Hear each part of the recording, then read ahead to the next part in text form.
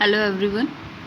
Last class में हमने study किया था पीएन जंक्शन डायोड के फॉरवर्ड बायस के लिए current voltage characteristic curve draw करना।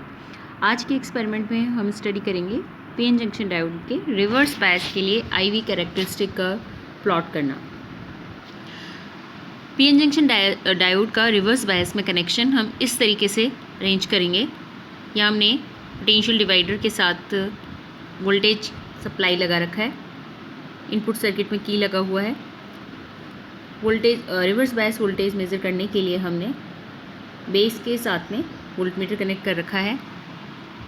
रिवर्स बायस में करंट मेज़र करने के लिए कलेक्टर टर्मिनल के साथ हमने माइक्रो एमीटर यूज़ कर रखा है और इस तरह से ये जो सर्किट गिवन है इसके अकॉर्डिंग हम कनेक्शंस को अरेंज करेंगे रिवर्स बायस में। जैसा कि हमें पता है रिवर्स बायस में पीएन जंक्शन डायोड का पी सिरा बैटरी के या सप्लाई के नेगेटिव टर्मिनल से कनेक्ट होगा और डायोड का एन सिरा बैटरी के या सप्लाई के पॉजिटिव टर्मिनल से कनेक्ट होगा।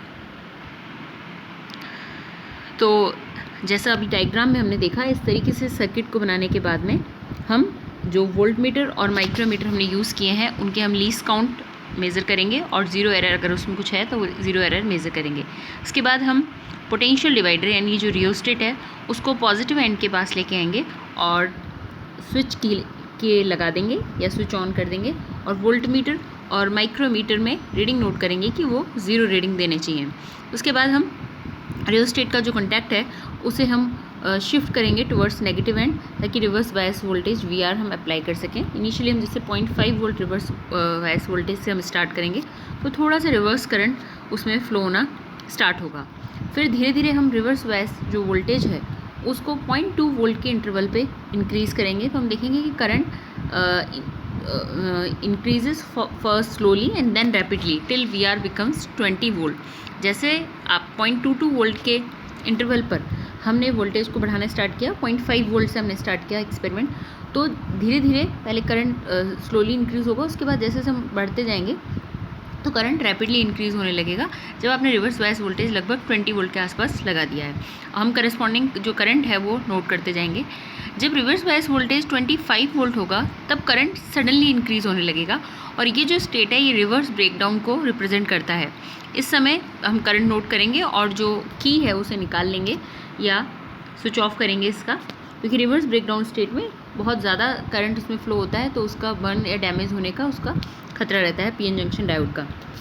इसलिए हम उसको की को उसमें से बाहर निकाल लेंगे और हमने रिवर्स बायस वोल्टेज और करंट की जो करस्पॉन्डिंग रीडिंग्स थी, जो ऑब्जर्वेशंस थी, उन्हें हम नोट करेंगे इस टेबल में। तो ये हमें टेबल दिखाई दे रही है, इसमें हमने रिवर्स बायस वोल्टेज और रिवर्स करंट के मेजरमेंट ले रखे हैं। इस तरह से 5 वोल्ट से हमने स्टार्ट किया और फिर 25 वोल्ट तक ये रीडिंग हमने यहाँ एक सैम्पल की तरह लिए। अब फिर हम एक कर्व प्लॉट करेंगे जिसमें हमने एक्स एक्सिस पर हमने रिवर्स बायस वोल्टेज लिया है VR यूनिट वोल्ट और वाई एक्सिस पर हमने रिवर्स करंट लिया है IR।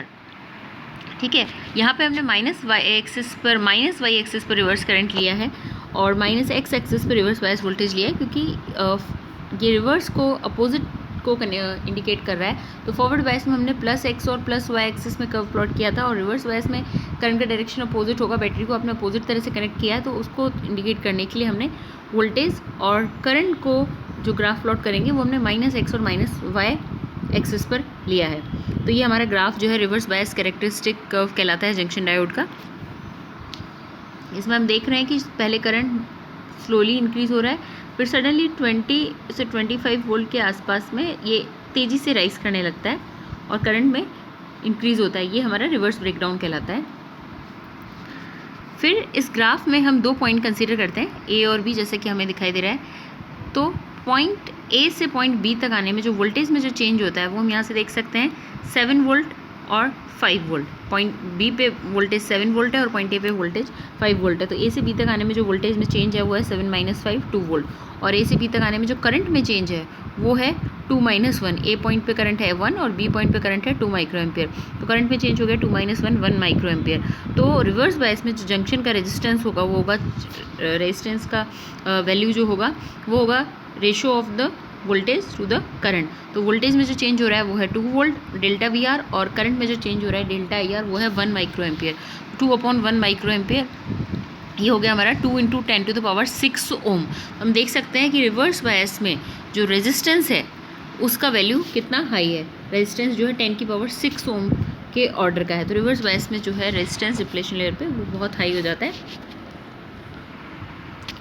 तो इस तरह से जो हमारा एक्सपेरिमेंट है उसका रिजल्ट हम नोट करेंगे कि फॉरवर्ड बायस जो हमने लास्ट लेक्चर में स्टडी किया था कि फॉरवर्ड बायस के लिए जंक्शन रेजिस्टेंस हमारा आया था 40 ओम, और रिवर्स बायस में हमने देखा कि जो जंक्शन का रेजिस्टेंस आया वो आया 2 × 10⁻6 ओम। तो रिवर्स बायस में जंक्शन रेजिस्टेंस हाई होता है, जबकि फॉरवर्ड बायस में जंक्शन रेजिस्टेंस लो होता है। तो इस एक्सपेरिमेंट को करते समय हमने जो प्रिकॉशंस रखने हैं वो हैं, फर्स्ट है all connection should be neat, clean and tight. Key should be used in circuit and open when the circuit is not being used. Third is forward bias voltage beyond breakdown should not be applied, ताकि आपके diode को damage होने का खतरा रहेगा। उसके बाद reverse bias voltage beyond breakdown should not be applied. Current जब एक्सेसिवली उसमें फ्लो होगा तो हीटिंग इफेक्ट के कारण इसके बर्न होने का, डैमेज होने का, बर्स्ट होने का खतरा रहेगा। इसलिए एक ब्रेकडाउन वाली स्टेज आने के बाद में हमें की को हटा देना है सर्किट को, और वहाँ पे स्टॉप कर देना है।